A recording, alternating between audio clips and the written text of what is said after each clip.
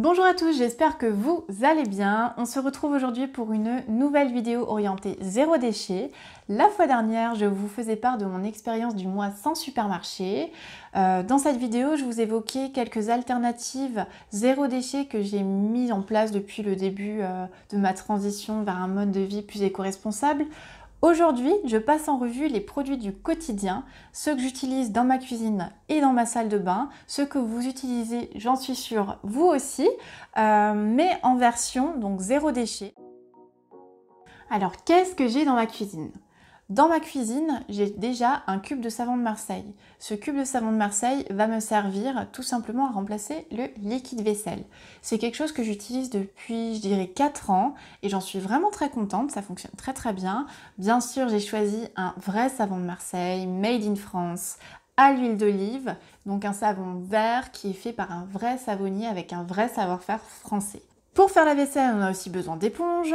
À la maison, on n'a plus d'éponge, on a des brosses à vaisselle. Donc, alors j'ai une brosse à casserole qui va me servir à venir récurer les casseroles et poêles, donc qui en général sont un peu plus laborieuses à nettoyer. Donc c'est une brosse qui va remplacer plus le côté vert de l'éponge. Et ensuite on a la brosse à vaisselle à tête interchangeable qui est un peu plus douce et qui va servir à nettoyer les assiettes et autres vaisselles de ce type. On a également des éponges, donc des éponges Tawashi que j'ai fait moi-même mais que vous pouvez très bien acheter. Il existe aussi différents types d'éponges lavables, il n'y a pas que les éponges façon Tawashi, donc n'hésitez pas à vous renseigner. L'essentiel c'est qu'elles soient finalement lavables à haute température pour bien tuer les éventuelles bactéries. En termes de produits ménagers, j'ai 3 chouchous. Donc le premier ça va être le vinaigre blanc, donc que je vais utiliser d'ailleurs un peu dans toute la maison. On peut l'aromatiser aux écorces d'orange, de citron, peut-être même à la lavande, j'ai jamais essayé. Il va permettre de nettoyer un peu toutes les surfaces. Je l'associe très régulièrement au bicarbonate de soude. Là encore, un deuxième chouchou.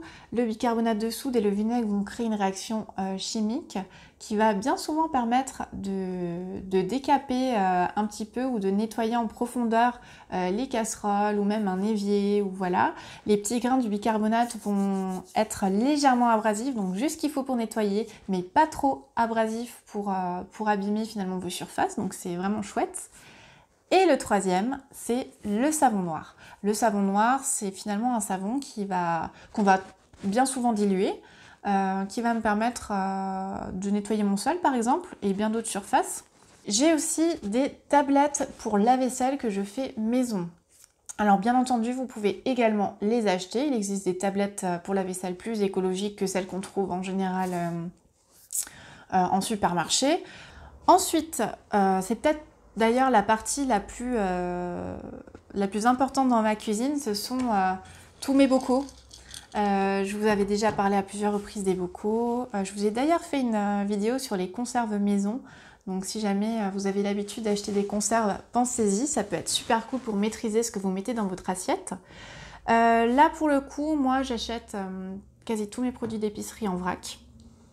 Donc ça me permet finalement de ne pas avoir ces emballages superflus qu'on jette la plupart du temps à peine rentré à la maison. Hein. Ensuite, je voulais vous parler du café. Alors le café, moi je n'en bois pas, c'est monsieur qui en boit. Par contre, si vous avez l'habitude d'utiliser des capsules, pensez aux capsules biodégradables, a priori il en existe. Et vous pouvez aussi acheter des capsules réutilisables que vous allez vous-même remplir avec le café de votre choix. Dans ma salle de bain, qu'est-ce que j'ai? Alors j'ai majoritairement des produits solides. Donc j'ai des produits solides, donc le shampoing solide, le dentifrice solide, le savon solide et même le déodorant solide. C'est des produits qu'on a appris à apprivoiser avant notre tour du monde. Le but c'était pour nous d'avoir un produit naturel. Donc je me suis d'abord penchée sur le fait que je voulais des cosmétiques naturels qui plus est zéro déchet si c'était possible et facilement transportable. Donc j'avais trouvé des brosses à dents en bambou qu'on a testé et adopté. Donc à vous de voir si ça vous convient ou non. Le dentifrice solide, c'est pareil. Finalement c'est un dentifrice sur lequel on va venir frotter notre brosse à dents dessus avant de l'utiliser. Enfin, moi, je trouve ça super chouette à utiliser, mais ça convient pas forcément à tout le monde. Vous avez aussi... moi, je fabrique en fait maintenant mon dentifrice maison, donc je garde le dentifrice solide pour les voyages et le dentifrice maison en fait que je fais en poudre, mais que vous pouvez très bien faire en pâte en ajoutant un peu d'eau. Pour le shampoing solide, de mon côté, j'ai testé plusieurs marques. Je m'étais arrêtée sur la marque Pachamamaï qui me correspondait bien, qui correspondait surtout à la typologie de mon cheveu. Donc là, c'est pareil, les produits dont je vais vous parler, en fait, adaptez-les à vos besoins, à vous. C'est pas parce qu'ils me conviennent à moi qu'ils vous conviendront forcément. Je vous cite la marque parce que je sens qu'on va me la demander. Voilà, je pense qu'il faut vraiment faire les choix en fonction de ses propres besoins. Et mes besoins ne sont pas forcément les vôtres.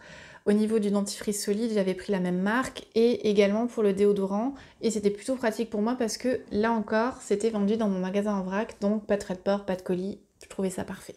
Le déodorant solide, je le trouve très efficace. On l'a utilisé durant tout le tour du monde, même durant des randonnées, et franchement, il faisait bien le job. Alors, c'est pas antitranspirant, mais en même temps, il paraît que les produits antitranspirants, c'est pas le tip top, donc voilà.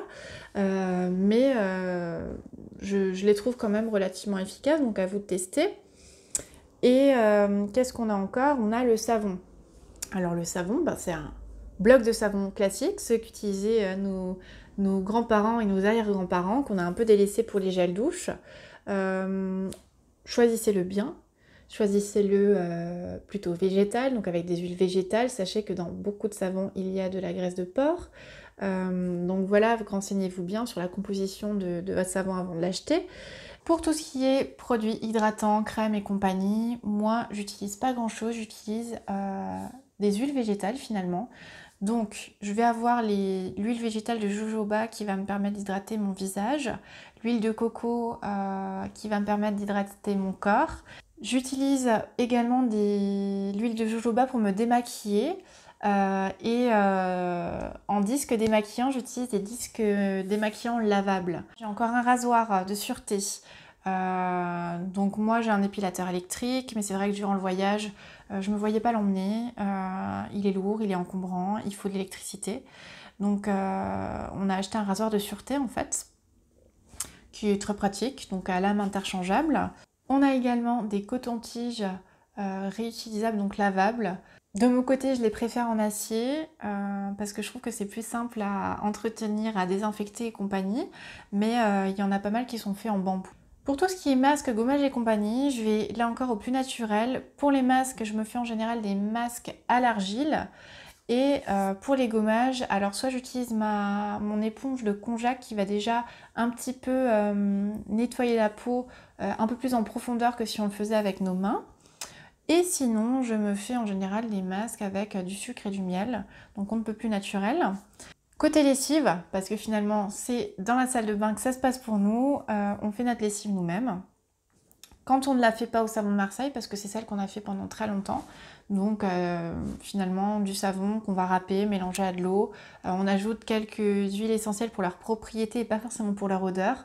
Et sinon, on a découvert tout récemment et déjà testé et approuvé la lessive au lierre, parce que si vous ne le saviez pas, le lierre contient naturellement de la saponine, donc qui va permettre de bien nettoyer votre linge. Et voilà, vous savez désormais tout sur les produits éco-responsables que j'utilise au quotidien.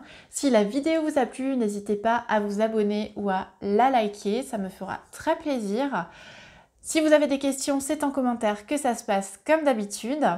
On se retrouve très bientôt pour de nouvelles vidéos. D'ici là, portez-vous bien. À bientôt!